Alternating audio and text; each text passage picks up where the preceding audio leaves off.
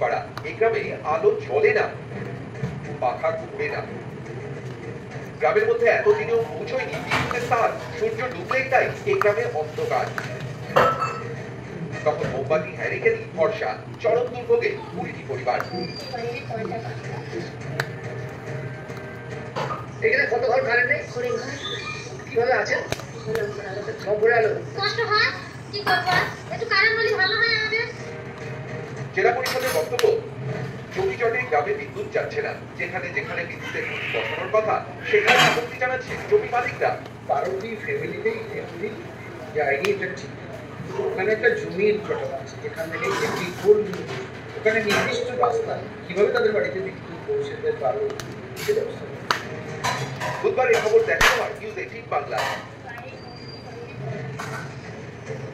এরপর 7 দিনের মধ্যেই গ্রামের বিদ্যুৎ সমস্যা সমাধানের আশ্বাস দেন জেলা পরিষদের সভাধিপতি।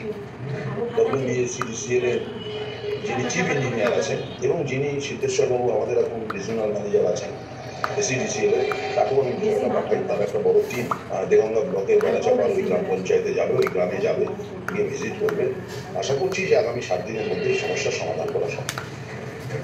উত্তর 24 পরগনা থেকে জিয়াউল আলম, নিউজ 18 বাংলা।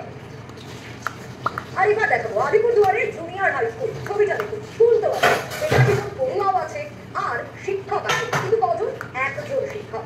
আর এই একজন শিক্ষকের স্বাভাবিকভাবেই আলিপুরদুয়ারের জুনিয়র হাই স্কুলের পড়াশোনা সর্বতোলা হচ্ছে।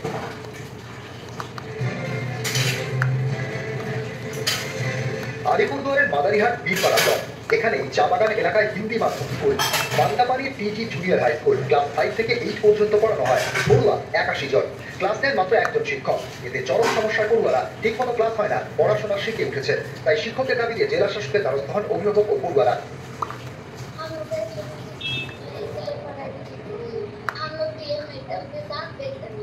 टीचर का प्रॉब्लम है, टीचर नहीं है, टीचर नहीं है तो ये तो पढ़ने के प्रॉब्लम होगा ही। इसके लिए आए थे हम टीचर का मांग करने के लिए। 8টা ক্লাসের জন্য একজন শিক্ষক, ভূগোল অঙ্কের ক্লাসও নেন। সবই ঘুরিয়ে ফিরিয়ে স্থানীয়দের দাবি